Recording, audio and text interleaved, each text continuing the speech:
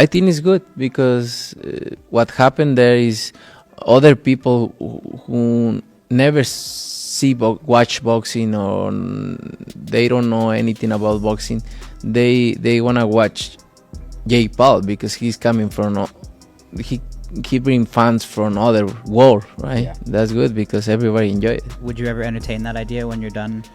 Maybe. Some reports now coming out that Canelo Jake Paul is a thing in May as well, which, by the way, what a freaking year for Canelo Alvarez. Holy shit. Those are two gigantic. Canelo Alvarez has finally broken his silence regarding his rumored fight with Jake Paul.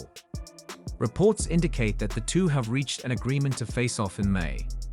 This bout is expected to serve as a tune-up for Canelo as he prepares to defend his unified super middleweight titles against Terence Crawford on September 13th at T-Mobile Arena.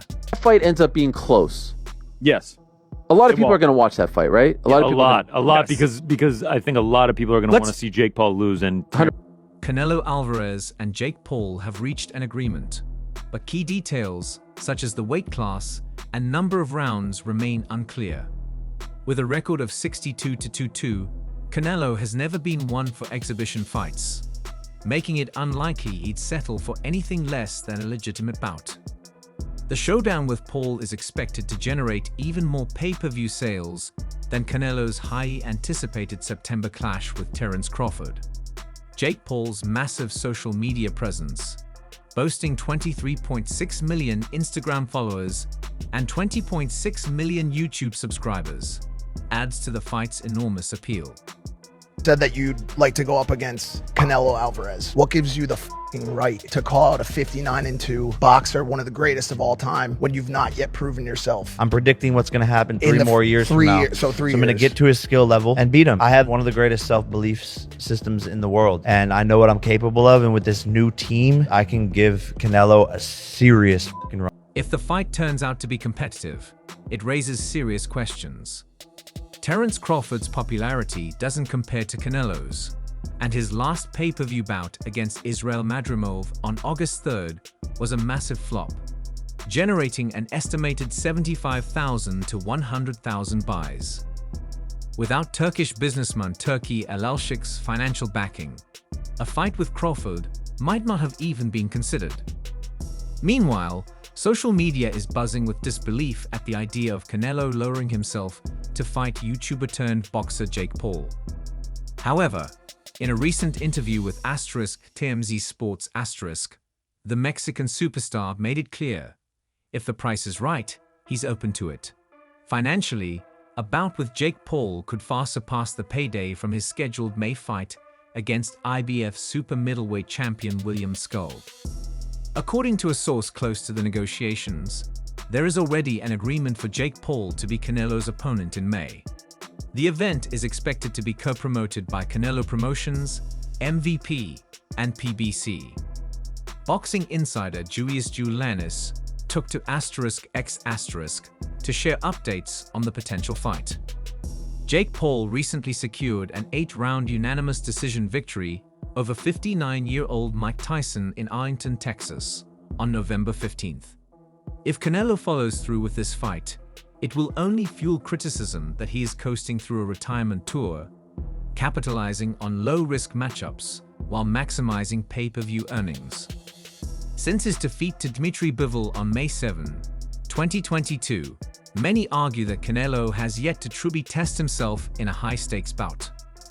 Despite widespread skepticism, there is no concrete proof that this fight isn't happening. Fans are divided, with some refusing to believe Canelo would entertain such a matchup. Boxing commentator Wade Plem weighed in on the rumors, stating on, "I thought if this was ever going to happen, it would be years from now. But in 3 months while Canelo is still a sitting champ. If this is real, it's the last thing anyone would expect right now."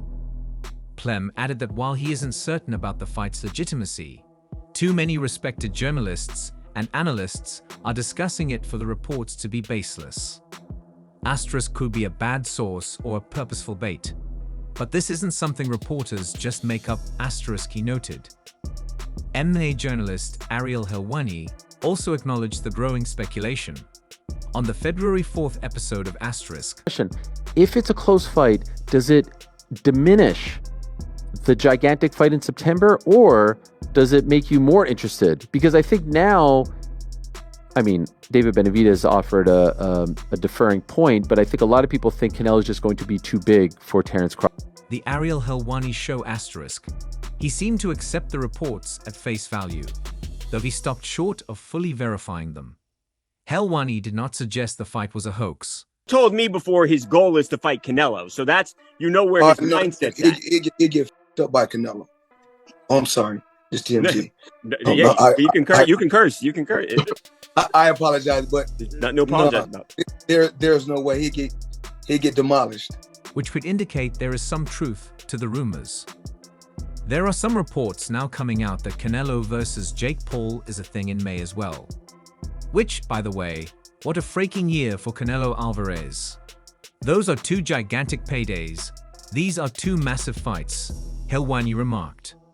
While a potential showdown between Canelo Alvarez and Jake Paul might sound far-fetched, expert reactions and multiple reports hint that there could be more to it than just speculation. Whether this fight actually happens remains to be seen. But what do you think? Could this clash become a reality? Although Ariel Helwani didn't explicitly confirm reports of a Canelo Alvarez versus Jake Paul fight, he also didn't refute them.